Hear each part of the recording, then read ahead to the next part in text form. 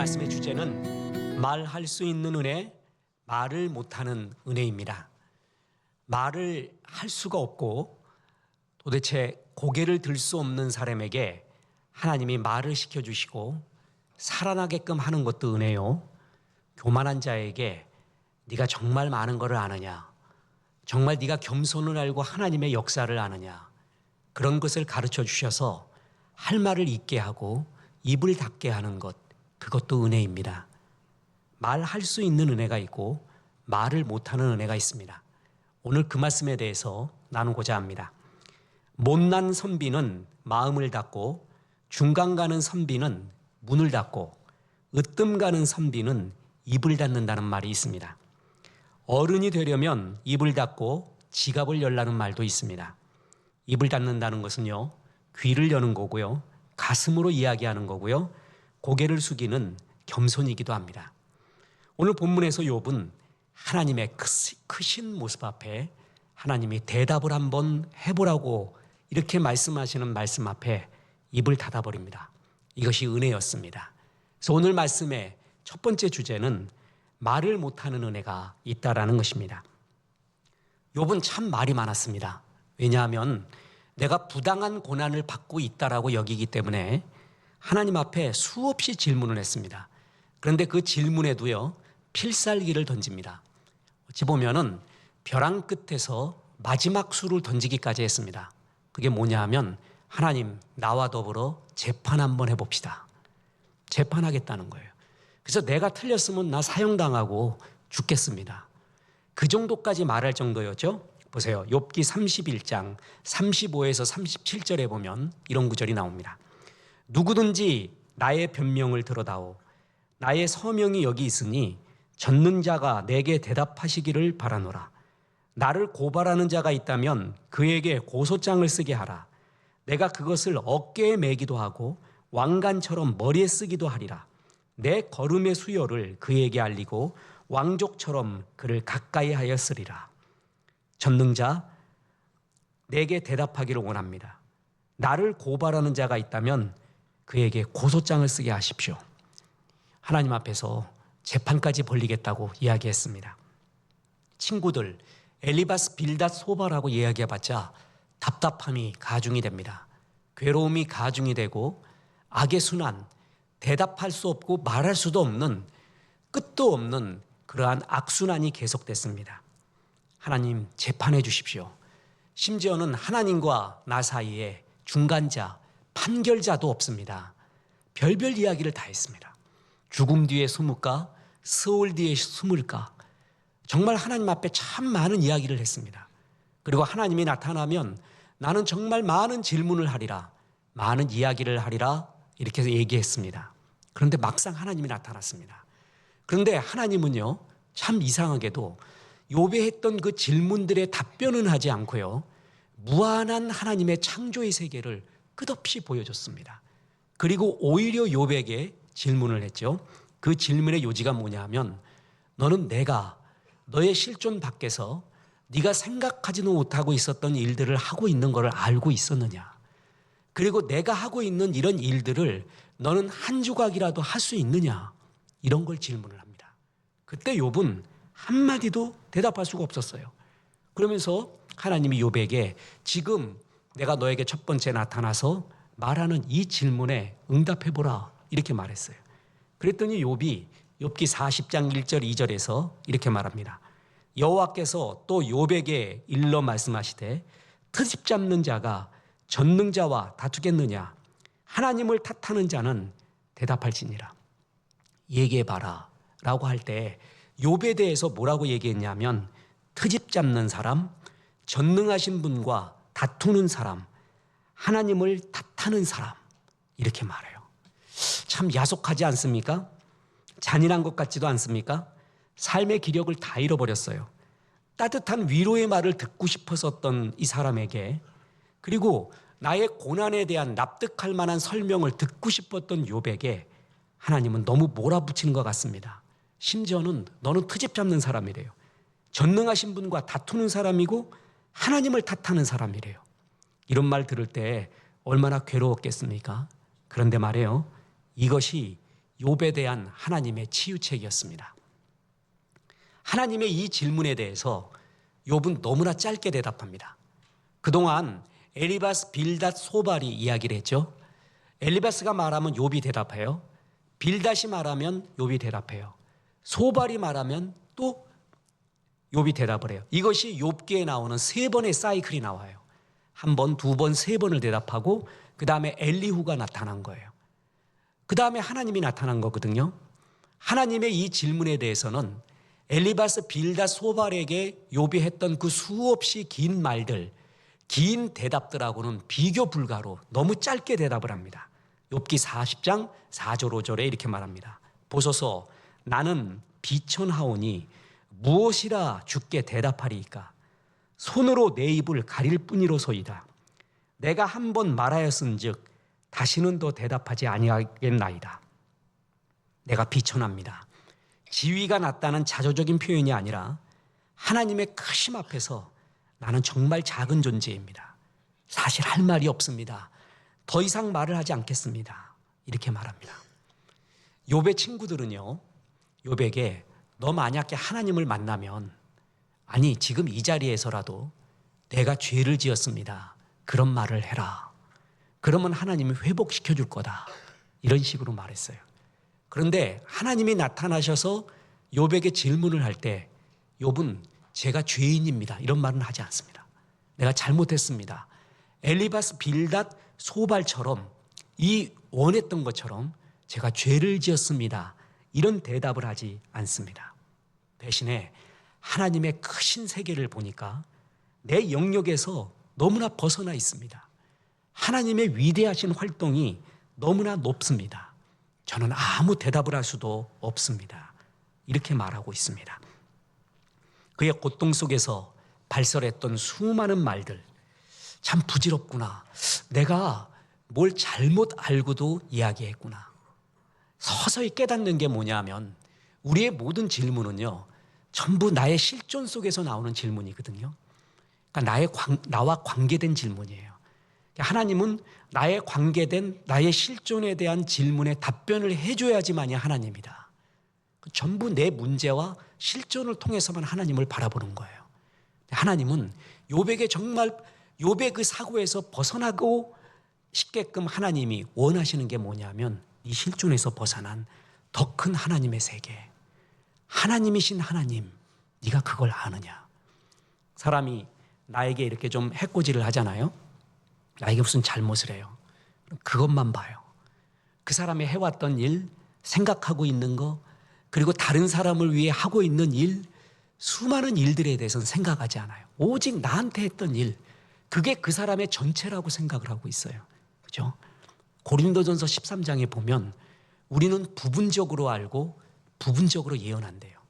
아는 것도 부분적인 거고요. 예언, 심지어 하나님께 받은 은사마저도 부분적인 거라는 거예요. 겸손이 뭐냐면 내가 알고 있는 게 부분적이다라는 거예요. 교만이 뭔지 아세요? 내가 알고 있는 게 전체다. 나는 많은 것, 모든 걸 알고 있다. 그게 교만이에요. 욥은 실존이 아무리 세도요, 그렇지만 하나님의 세계가 더 크다 그러는 것을 이제 서서히 깨닫게 되고 있습니다. 다 이해할 수 없는 게 있구나. 내가 다 알 수 있는 게 아니구나. 우리가 아는 거는요, 하나님이 열어주신 것만 아는 거예요. 성경에도 하나님이 확실하게 열어주지 않은 사항들이 있어요. 예를 들어 보면 하나님, 예수님, 성령님 이런 걸 확실하게 열어줬거든요. 마귀에 대해서도, 귀신도, 천사도 잘 안 열어준 게 있어요. 네피림이라 하는 그런 거인족도, 이긴 자 이야기도 확실히 열어준 게 아니에요. 근데 이단들은 그걸 가지고 환타지 소설을 쓰며 마치 성경 모든 걸 꿰뚫고 다 알고 있다는 듯이 말해요. 그 천재 같은, 그리고 겸손한 신학자들이 평생을 통해서도 풀지 못했던 일들, 그래서 퀘션 마크로 남겨뒀던 일들을 너무 쉽게 이야기하고 다 아는 듯하게 말하는 게 이단들의 생리입니다. 목사님들이 이거 잘 모르겠습니다 라고 말하면 얼마나 고뇌에 차서 말하는 건 줄 아세요? 목사들의 유혹 중에 하나는 내가 많은 걸 알고 있고 남들보다 더 많이 알고 있고 쿨한 존재야, 이걸 얼마나 드러내고 싶은 줄 아세요? 그런데도 정말 모르는 게 많은 거예요. 정말 모르겠는 거예요.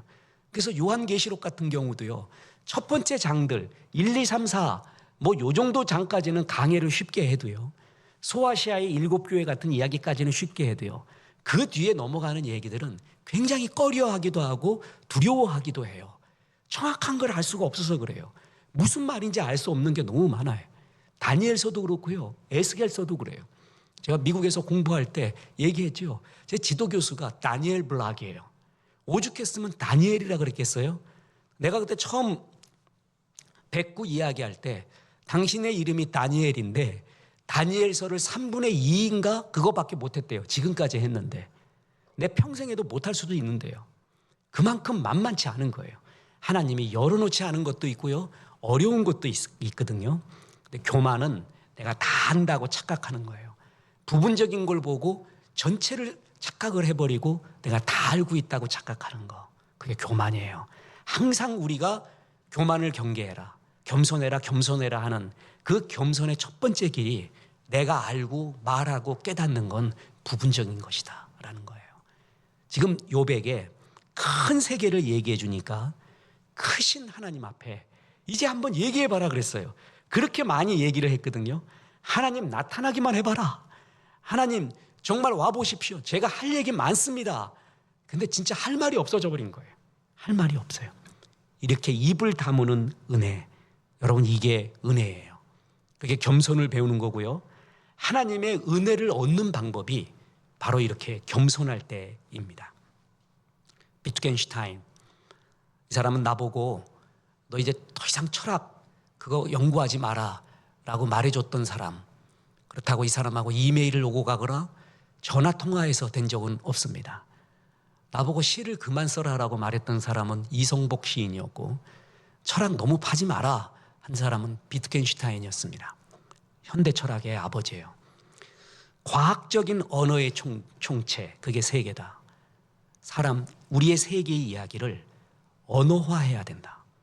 언어로 명료화해야 되고 명료화된 과학적인 언어의 총체가 이 세계다. 그 사람이 이런 말을 했습니다. 모든 가능한 과학적 문제들이 다 해답을 얻더라도 인생의 문제는 전혀 건드려지지 않는다. 언어의 명료성이 있으면 인생의 문제가 해결될 줄 알았대요. 근데 아니래요.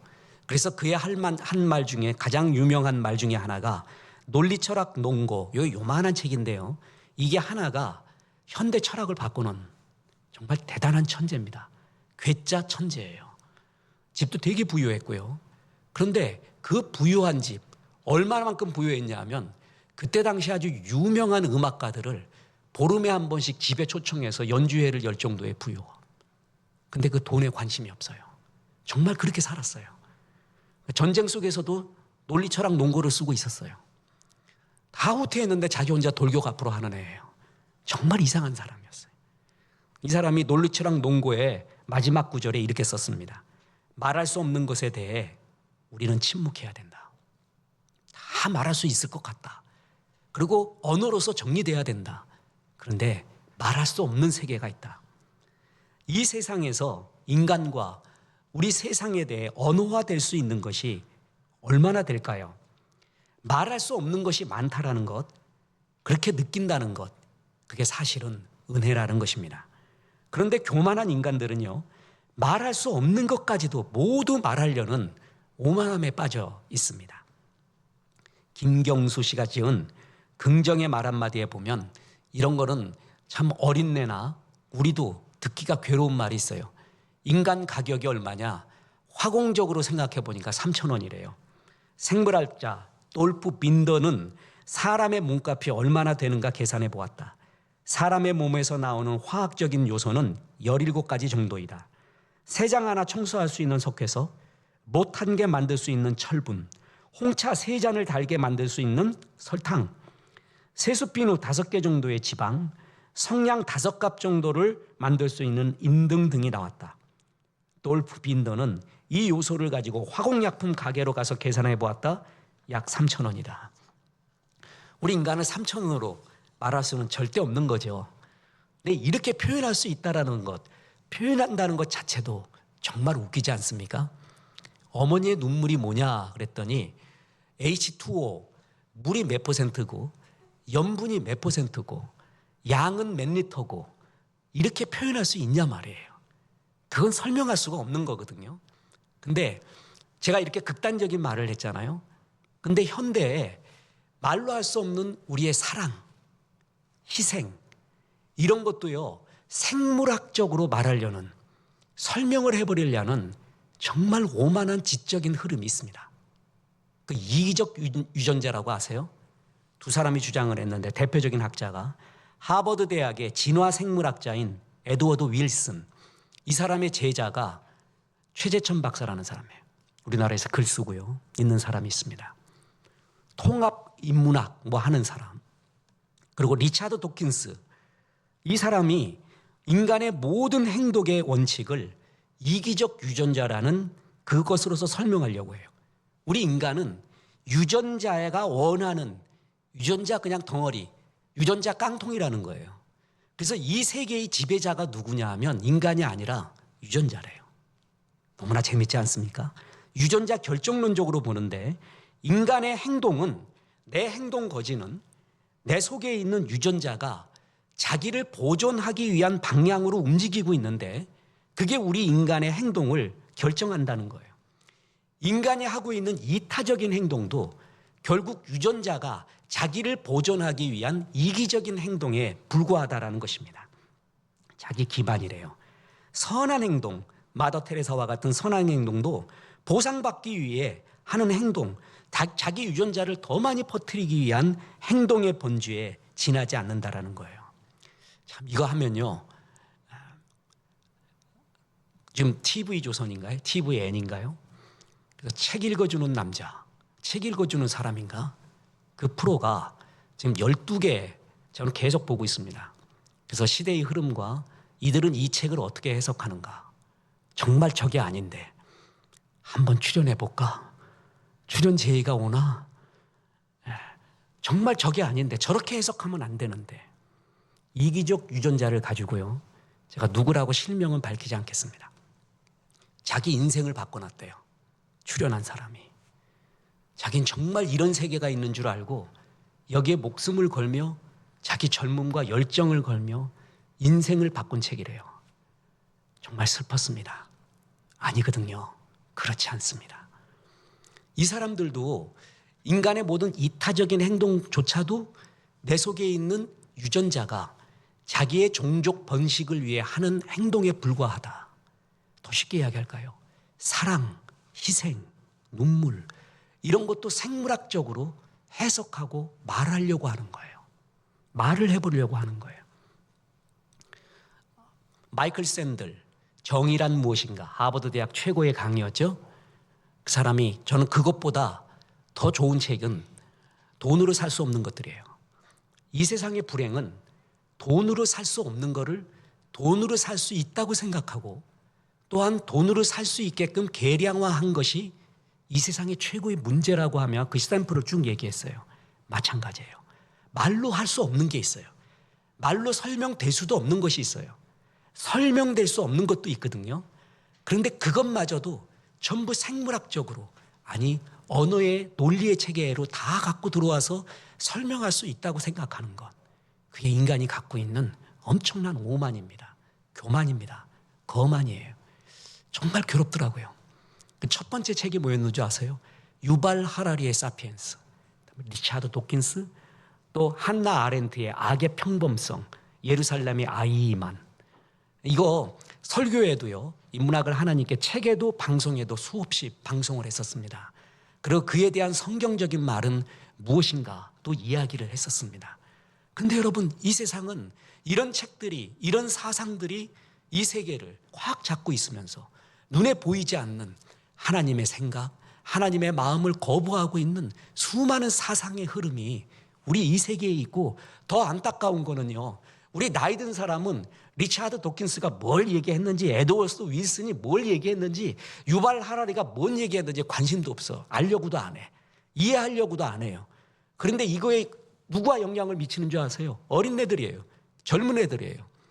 이 사람들은 하나님의 말씀이 그리고 신학을 말하는 신학 교수와 목사들은 무식하고요. 유발 하라리, 리차드 도킨스 이런 사람이 지식의 최첨단에 있고요. 최고의 지식이고요. 이렇게 여기면서 그걸 아는 것을 마치 자부심으로 생각하며 어느덧 모르게 진화론적인 생각에 많이 물들어가고 있다는 거죠. 이 땅에 그리스도의 문화가 오게 하는 것. 우리의 주기도문이 뭐예요? 하나님의 나라가 하늘에서 이룬 것처럼 이 땅 위에도 이루어져 옵시고. 우리 교회의 주보에 보면 사명 중에 하나가 그리스도의 문화예요. 이 땅의 그리스도의 문화. 우리가 문화를 만들어내지만 우리는 문화의 종속이 되어가요. 이 변증법적 관계에 있거든요. 우리가 교회에서 아무리 주일학교 애들을 잘 가르쳐도요, 그 애들이 더 많이 노는 것은 학교예요. 학교가 정말 무신론이요, 반그리스도적이요, 그런 생각에 빠져 있다면 우리 애들은 그 속에서 자라나고 있고 어느덧 그런 생각 속에 잡혀가고 있다는 것이죠. 이 세상은 말로 다 할 수 없는 게 있어요. 그랬더니 리차드 도킨스도 그건 알았어요. 자, 특히 뭐냐면요, 이타적인 행동 중에서요, 예를 들어서 내 혈육이 아니에요. 내 혈육이 아닌데 양자로 드렸어요. 애를 입양을 했어요. 그런데 자기의 자식 이상으로 사랑하는 거, 그거는 내 속에 있는 유전자하고 무슨 상관이 있냐인 거예요. 만약에 내 자식 놈을 그렇게 사랑한다면 사랑이라는 단어보다도 내 속에 있는 똑같은 유전자가 얘 유전자를 더 퍼뜨리기 위해서, 유전자가 더 정식하기 위해서 내가 헌신하는 거다, 이런 식으로 해석을 해요. 그런데 내 유전자가 전혀 아니에요. 내가 퍼뜨릴 수도 없는 유전자예요. 걔를 사랑하는 걸 어떻게 설명을 해요? 이게 최재천 박사도 여기서 헤맨 거예요. 이것만큼은 동물이 이렇게 양육하는 것도 있거든요. 남의 동물들을. 그것도 이기적으로 설명할 수 있어요. 이기적 유전자로 설명할 수 있어요. 그런데 사람이 그러는 건 설명할 길이 없는 거예요. 거기서 퀘션이 붙여지는 거예요. 그래서 리차드 도킨스 같은 사람도 이기적 유전자를 얘기하다가요, 마지막 부분에서는 모방이라는 말의 뜻은 MEME라는 밈이라는 단어를 만들어냈어요. 그래서 그 밈이라는 용어가 밈 학회도 있어요, 지금. 그게 무엇인가 연구도 하고 있어요. 너무 웃긴 게, 그랬더니 사회학자가 이렇게 말해요. 이기적 유전자가 계속 자연과학적으로 말하다가 밈을 말하는 순간 사회과학으로 변해버렸대. 너무나 재미난 얘기예요.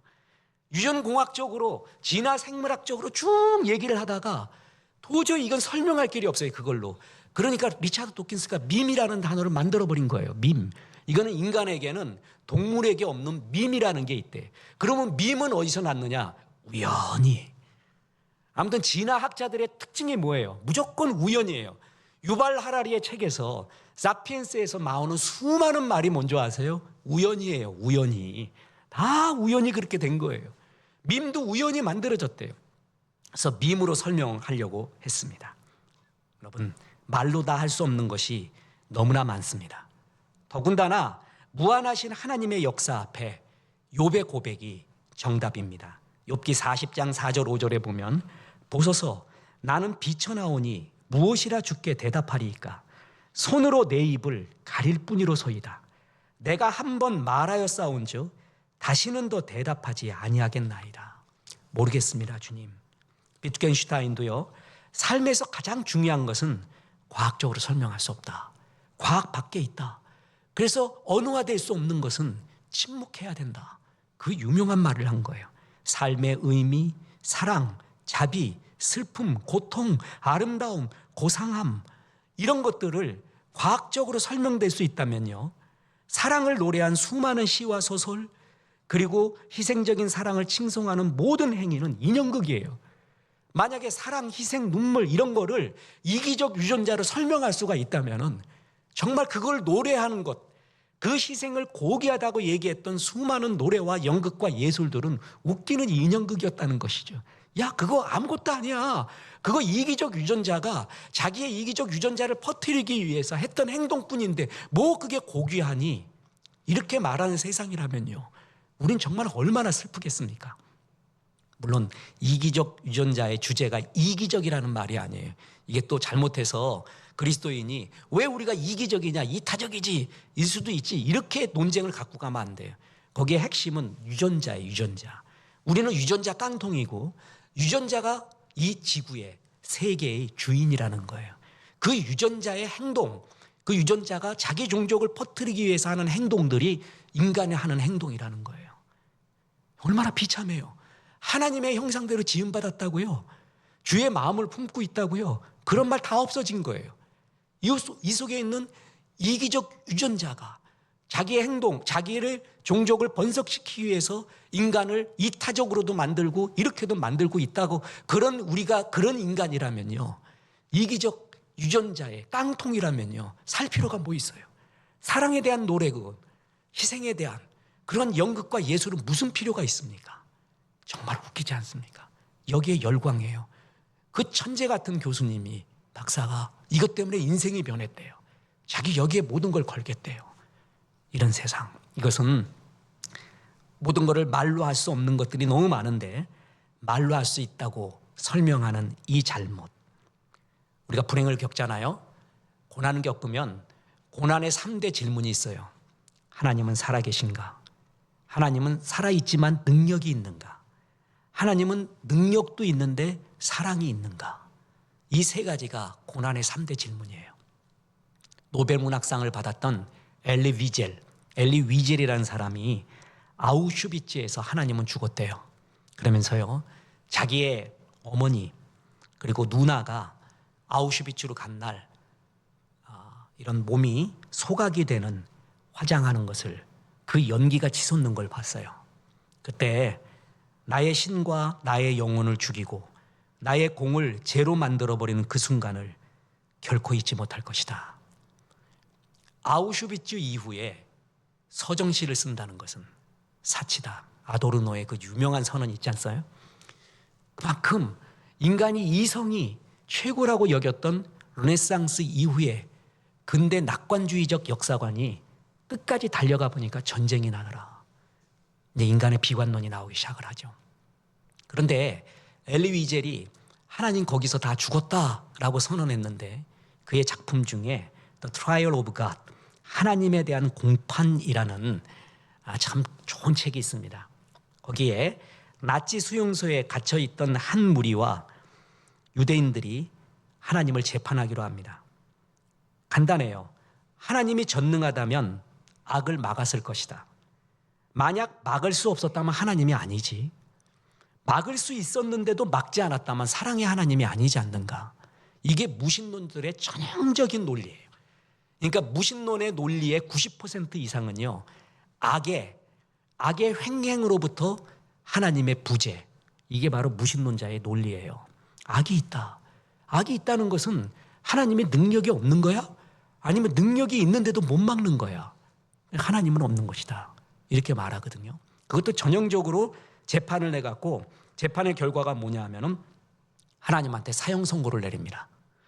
신이 아니다. 이렇게 말해요. 그랬더니 더 그 다음 장면이 정말 놀라워요. 재판을 주재한 랍비가 판결을 다 끝났잖아요. 판결 제목이 뭐였다고요? 하나님은 죽었다. 그런데 저녁 시간, 기도 시간이 됐어요. 그래서 사람들한테 말합니다. 여러분 재판 끝났고요. 이제 기도 시간입니다. 갑시다. 이러고 있어요. 지금 누가 죽었는데 하나님을 죽였잖아요. 자기들이 없다고. 근데 기도 시간이라고 기도하러 가재요. 이게 굉장히 아이러니죠. 하나님이 죽은 것 같아요. 없는 것 같아요. 이런 고통 속에서 이럴 수가 있어요? 라고 하는데 우리 인간은 기도할 수밖에 없어요. 그래도 마음속에 믿음이 있어요. 그죠? 이게 아이러니예요. 더 쉽게 이야기해서 뭔지 아세요? 내 의식 속에 죽이려 하도 죽일 수가 없다는 거예요. 하나님은. 세상에 교만하고 미련한 자는 하나님이 없다 한다 그랬잖아요. 그리고 더욱더 교만한 자는 모든 사상에 하나님이 없다. 이 세상에 흐르고 있는 사상 속에 하나님이 없는 걸 전제로 다른 걸로 설명을 하려고 하다 보니까 리차드 도킨스의 이기적 유전자 같은 이야기가 또 나와요. 나중엔 뭐가 또 나올까? 상상력 하나는 뛰어납니다. 어떻게 이럴 수가 있을까? 말입니다. 여러분, 하나님은요, 우리의 이성과 논리 속으로 들어오세요. 때로는 이해하기 위해, 우리에게 이해를 주기 위해 우리의 언어 속으로 들어오십니다. 그런데 이성과 논리에 갇히는 분이 아니에요. 우리의 언어에 갇히는 분은 아니에요. 이성과 논리를 인정하지만 이성 너머에 있는 분들이에요. 따라서 우리가 이성적으로 이해되지 않는다 그래도 하나님은 하나님이고 하나님의 역사는 지금도 계속되고 있어요. 내가 이성적으로 안 이해가 돼요. 이해할 수 없어요. 네가 그렇게 생각하는 거야. 내가. 그러나 하나님은 하나님의 존엄성에 대해서는 하나도 건드릴 수가 없는 거예요. 여전히 하나님은 하나님인 거예요.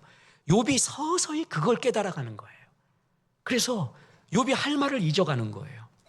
내가 내 생각만으로, 내 고난만으로, 내가 본 것만으로 판단하려고 하고 있구나.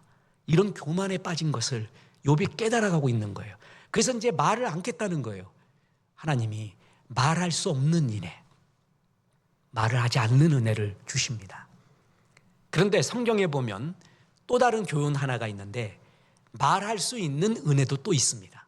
말을 하는 은혜예요. 말할 수 없는 은혜가 있다면 말할 수 있는 은혜가 있습니다. 사랑은 우리에게 할 말을 만들어주는 거예요. 말할 수 있다는 거는요, 다시 시작할 수 있다는 것을 의미하거든요. 하나님이 나한테 말을 걸어서 말을 하게끔 하는 거는 너를 다시 믿는다는 의미입니다. 예수님은 현장에서 잡혀온 가늠한 여인한테 이렇게 말합니다. 요한복음 8장 10절입니다. 예수께서 일어나사 여자 외에 아무도 없는 것을 보시고 이르시되 여자여 너를 고발하던 그들이 어디 있느냐?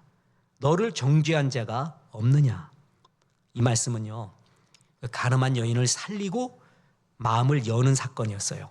만약에 예수님이 뱀 눈을 뜨고 도끼 같은 눈을 뜨고 왜 그랬니? 누구하고 그랬니? 그때 네 기분과 마음은 어땠니? 이런 식으로 물었잖아요. 그럼 한마디도 못합니다. 여자는 더 할 말이 없었을 거예요.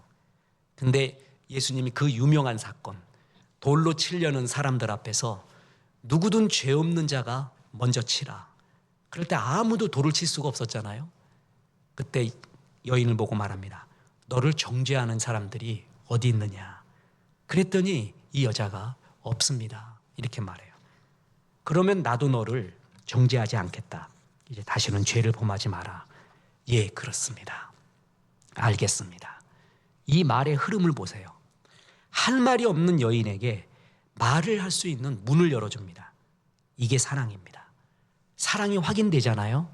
그러면 다시 죄를 짓지 말라 하는 말이 진정으로 다가옵니다. 사랑하지 않는 사람이 이런 말 하잖아요. 그러면 내가 틀렸다는 걸 알고 있어도 그 말 듣기 싫습니다. 내가 틀린 건 내가 알고 있어요. 근데 상대방이 나한테 그걸 지적을 해줘요. 근데 이 사람 나를 전혀 사랑하지 않는 사람이에요. 지적맨이에요. 그럴 때는 그 말이 안 들립니다. 근데 사랑하는 사람이 말하잖아요. 그러면 들립니다. 가슴에 와 닿아요. 사랑하면 들려요. 근데 의심하잖아요. 그럼 하나도 안 들립니다. 예를 들어서 어떤 의심 가는 사람이 나한테 한약을 갖고 와요. 이거 드세요 그랬어요. 그랬더니 한약인가 독약인가, 보험은 얼마나 들었는가, 여러 배 생각이 날 거예요. 그 말이 안 들려요. 그런데 사랑하잖아요. 그럼 사랑하면서부터 말이 들리기 시작해요. 그러면서부터 역사가 일어나기 시작하는 거예요. 베드로, 예수님의 수제자입니다. 그러나 십자가 앞에서 예수님을 부인하고 저주합니다. 부활하신 주님이 그런 베드로를 다시 만납니다.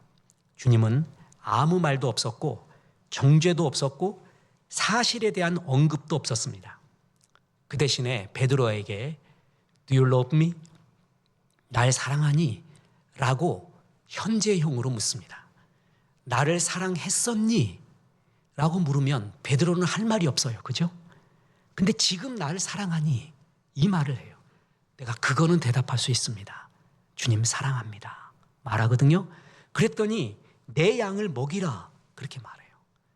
내 양을 먹이라는 말이 뭐죠? 여전히 너를 믿는다. 베드로야, 널 사랑한다. 여전히 너를 믿는다. 하고 일을 다시 맡겨주는 거예요. 예수님은 철저하게 이렇게 사람을 살려갔습니다. 그에게 할 말을 줬어요. 논리가 센 사람, 이 사람이 사람과의 대화에서 저 사람이 한 말도 못하게 꼼짝 못하게 만들었어요. 이긴 게 아닙니다. 그 사람 일을 갑니다. 정말 복수할 날을 기다립니다. 나라 간의 대화, 외교에서도요, 상대편이 한마디도 못하게 꼼짝 못하게 말하는 논리, 그런 거를 못해요. 할 수도 없고요. 항상 서로 윈윈의 말을 할 수밖에 없어요. 그게 서로 이기는 길이에요. 상대방을 꼼짝 말도 못하게 만들었다. 사랑하지 않을 때의 얘기고, 그것은 이긴 게 아닙니다. 사랑은 상대에게 할 말이 있게끔 만들어주는 겁니다. 누가복음 19장에 예수님과 삭개오의 대화가 유명하거든요. 세리 삭개오는 모든 사람에게 지탄받는 존재였습니다. 그런데 예수님은 삭개오한테 이런 말씀을 하십니다. 삭개오야, 내려와라. 내 집에 유하여야겠다. 너도 아브라함의 자손이다. 이 세 마디의 말의 근저에는 삭개오야, 나는 너를 사랑하고 믿는다. 바로 그 말이에요. 그랬더니 삭개오가 말을 하기 시작을 합니다. 그게 누가복음 19장 8절이거든요. 이런 구절이 나옵니다. 삭개오가 서서 주께 여짜오되 주여 보시옵소서, 내 소유의 절반을 가난한 자들에게 주겠사오며 만일 누구의 것을 속여 빼앗은 일이 있으면 내 갑절이나 갚겠나이다. 이 말을 사람들이 하고 싶었죠. 그리고 랍비가 삭개오 보면 이런 말 하고 싶었을 거예요. 그죠? 예수님 이런 말 한 적 없어요. 그런데 뭐라고 그랬냐면, 삭개오야, 내려와라. 내가 네 집에 가서 유하여야겠다. 너도 아브라함의 자손인 거 내가 안다. 이랬더니 날 사랑한다는 말이에요. 다들 날 싫어했는데 날 사랑한다는 선언이고 나를 믿는다는 선언이에요. 그 말을 듣자 삭개오가 말을 시작하는데, 그 말은 많은 사람이, 아니 삭개오를 알았던 모든 사람이 삭개오에게 하고 싶었던 말이에요. 그 말을 삭개오가 말을 합니다. 보시옵소서, 내 소유의 절반을 가난한 자들에게 주겠습니다. 누구의 것을 속여 빼앗은 일이 있으면 내 갑절이나 갚겠나요? 자기가 이렇다는 거 알고 있었어요. 속여 빼앗고, 그리고 내가 원래 이런 많은 착복을 했으니까 나눠줘야 되고, 이거 알고 있었어요 이미. 근데 어떤 사람이, 삭개오를 싫어했던 사람이 그런 말 하잖아요. 이제 당신 인생 그렇게 살지 마. 소유를 좀 팔아주고 또 착복한 거 있으면 갚아. 그게 사람다운 삶이지. 이렇게 말하면 듣지 않아요. 그 말이 옳거든요. 옳은데도 안 들어요. 사람은 옳아도 안 들어요. 왜냐하면 사랑의 마음이 없을 때, 사랑 없이 지적이 올 때, 사랑이 확인이 안 될 때 내가 틀렸다는 걸 알고도 대답하기도 싫어요. 근데 예수님의 특징이 뭐냐 하면 그에게 사랑이 있다는 거, 널 사랑한다는 것이 정말 느껴지게 해요. 그래서 많은 사람이 그에게 하고 싶었던 말, 그걸 자기 스스로 말하게 만들어요. 정말 기가 막히지 않습니까? 이렇게 말을 할 수 있게끔 하는 것, 여러분 이게 바로 하나님의 은혜예요. 우리는 두 가지의 은혜 속에 삽니다. 말할 수 없는 은혜고 또 하나는 말을 할 수 있는 은혜입니다. 하나님, 할 말이 없는 나에게, 유구무원인 나에게 할 말을 가르쳐 주셔서 감사합니다. 할 말이 있게 인도해 주셔서 감사합니다. 또 하나, 교만한 나에게, 이것밖에 몰랐던 나에게, 그걸 전체라고 생각하고 있었던 나에게 하나님의 크신 세계를 보여주셔서 내 입을 닫게 해주시니 감사합니다. 여러분, 동산 있잖아요. 내 집에 있는 뒷동산 설명하라 그러면 꽃이 이만큼 피었고요, 뭐가 어쩌고요, 뭐가 어쩌고요, 설명할 수가 있어요.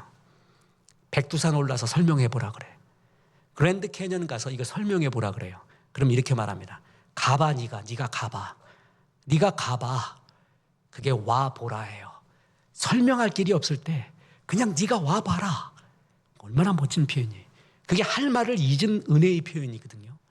내 속에 말로 표현할 수 없는 큰 것이 들어있는 사람은 굉장히 복받은 사람이요, 은혜의 사람이에요. 모든 걸 다 말로 할 수 있다, 뻔한 사람이에요. 말로 할 수 없는 것을 담고 있는 사람이 정말 멋진 사람이에요. 은혜의 사람이에요. 이 세상은 돈으로 살 수 없는 것도 돈으로 계량화할 수 있다고 말하고, 말로 할 수 없는 것도 다 말로 설명해 버리려는 오만과 교만. 하나님의 은혜도 우리가 그러잖아요. 하늘을 두루마리 삼고 바다를 먹물 삼아도 하나님의 사랑을 다 쓸 수가 없대요.